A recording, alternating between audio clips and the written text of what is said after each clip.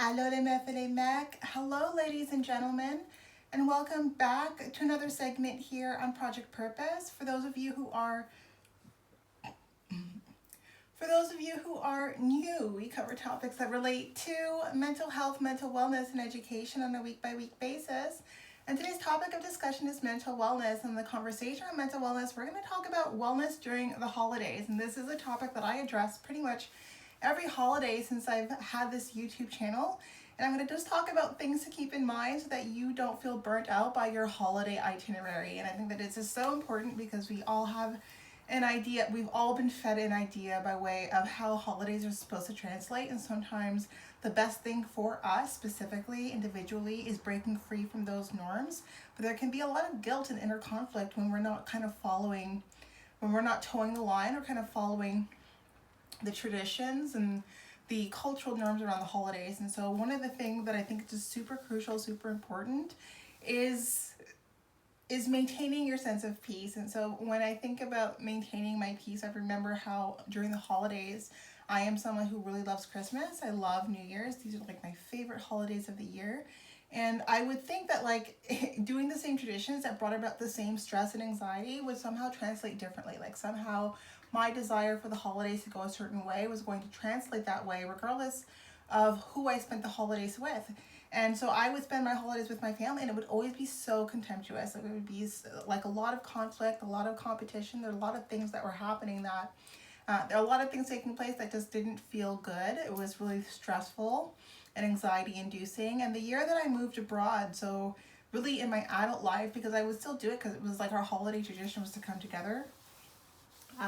But the year that I lived abroad was the first time that I spent my holidays alone, and it was just the most peaceful, the least chaotic experience of my life. And I recognize that we don't have to subject ourselves to anyone and everyone during the holidays, even if they're family. If there is a situation that is toxic for you, if you have gone no contact, if there are people that you typically avoid throughout the year, then give yourself permission to avoid these individuals during the holidays. You do not have to feel obligated to be in spaces and places with people who are conflict oriented, who are contemptuous, and who make the holidays a misery.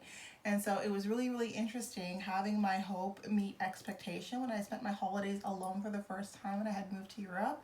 And now I'm like very unapologetic about it. Like I have absolutely no qualms about spending my holidays alone. I have enough holidays in my memory bank of like how things would go horribly wrong when I tried to have my hopes translate the way that I wanted to, but recognizing that it just wasn't a reality with the people that I was spending my holidays with. And I think that that's a really big one. And I think that it doesn't even just have to be your own family. Like if you've got no contact with your family, if there are people in your life who, through any degree of separation, there is conflict with you, and there are individuals who are hosting events, hosting parties that involve certain levels of interaction that are just not going to go well, then feel free to absolve yourself over the holidays. And it is a really important note, and I think that a lot of us don't give ourselves permission to do that. So I want to come on here and talk about how I gave myself permission to do that. I think the first time that I did it was the winter of 2018.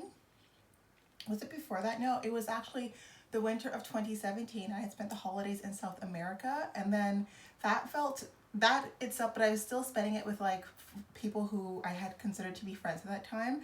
But then 2018, I spent my holidays in Europe, and that was just such a beautiful, peaceful experience. And so I think 2019, I did end up spending holidays with my family at that point in time. But then from 2020 onwards, it's been very consistent. I've been spending my holidays my way each year, and I have no regrets about it. The next thing that I want to talk about by way of managing your wellness over the holidays is supercharging your itinerary. I think holidays is a very limited opportunity to rest and restore, and that can look very different for each person. But you don't want to. But I think that it's just so counterproductive to have a holiday, a break from like the grind, and then you introduce grind into your schedule. So I think that, make time for rest, make time for restoration, however that translates. It can be self-care, it can be a yoga challenge. I do those all the time. It can be journaling, it can be just spending, I think would translate as carving out time just for yourself. carving out time that involves you pouring back into yourself. If you find yourself on a day-to-day basis pouring into the people around you, this is the time to really look inward, or to turn that attention inward and focus on your needs as well. And I guess that's not to say that you don't also think about how that impacts you within your family unit, because sometimes it's just protecting your family's peace and restoring your family's dynamic if the year has been pretty chaotic.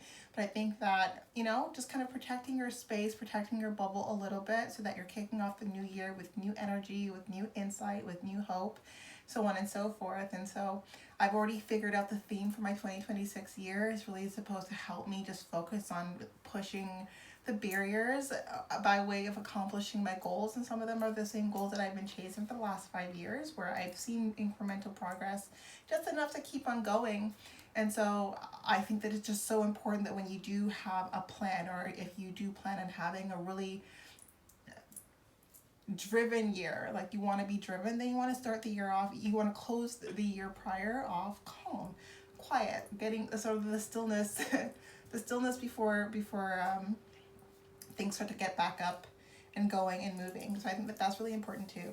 And so the last point that I want to make by way of the holidays is it translates however you want. And I think a lot of the times people think that those of us who are really big on the holidays like have a specific persona. Like we're the people who are decorating everything, who are throwing the gingerbread parties, we're the people who are hosting, events here and there and everywhere. But that doesn't need to be the case. Like I am someone who loves Christmas, and the way that that has translated has changed as I've grown and evolved in life. It has become very different as I've grown through different experiences in my life. And it doesn't mean that I love the holidays any less. I love it just as much, but it just translates so differently now that I'm in this stage and phase in my life. So I think don't let people make you feel guilty or make you feel outcasted because you're not spending the holidays the traditional way. I think we can all cultivate our own traditions by way of how the holidays translate and still feel really, really good about it. I think how the holidays unfold is for each and every one of us. And some of us during the holidays are surrounded by people, and that could be a completely miserable. Some of us are alone, and that can be completely miserable. But on the flip side, some of us are around people and it's great, and some of us are alone, and that's equally amazing. So your holiday, your way, every time. And so those are some of the tidbits that I wanted to come in here and talk about. Just some food for thought around the holidays. I think I like to keep things a little bit holiday oriented this time of the year, because it can be really stressful time for a lot of people. Like a lot of people don't enjoy the holidays, not because they don't love the season, but because they know what it is that they're going to be confronting. And so I'm here to say, if it's something that's really that awful, then don't confront it. Don't put yourself in a position where you're going to feel you're stressed and burnt out by the holidays that you're having. And so I think this is also a practice in self-love. It's a practice in establishing boundaries and not allowing different events and things in our lives to encroach in those boundaries as well. And it's also practicing just your growing sense of individuality, like making sure that you recognize that traditions aren't hard, fast rules. They're things that you can bend, they're things that you can break if it is better for you to do so. In any case, that was the discussion that I had for us all today. Now, if I have piqued your interest, if you're looking to hear more by way of the discussions that we have available to cultivate those soft skills and that self-mastery that enables you to live just a more fulfilling life just by being more mindful and intentional about specific things, then just to let you know, we do host live events at least twice a month, every month for the foreseeable future on our webpage. So definitely be sure to check that out. Now, these events are paid events, so if you do see yourself participating in our community on an ongoing basis, then I do suggest that you take a look at one of our package plans. We do offer package plans over and above the live events that offer webinars, workshops, and different types of opportunities to connect that enables you to just build that community while building that foundation for a greater life ahead.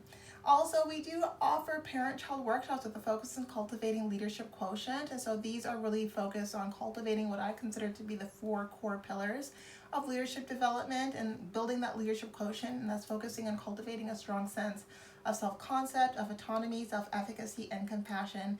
If I've piqued your interest, check out the website. If you're still here, definitely follow. Leave a comment down below by way of a practice that you've stopped doing to protect your wellness over the holidays, or that you have started doing that enables your wellness over the holidays. And I look forward to chatting with all of you very soon. We'll talk to you later.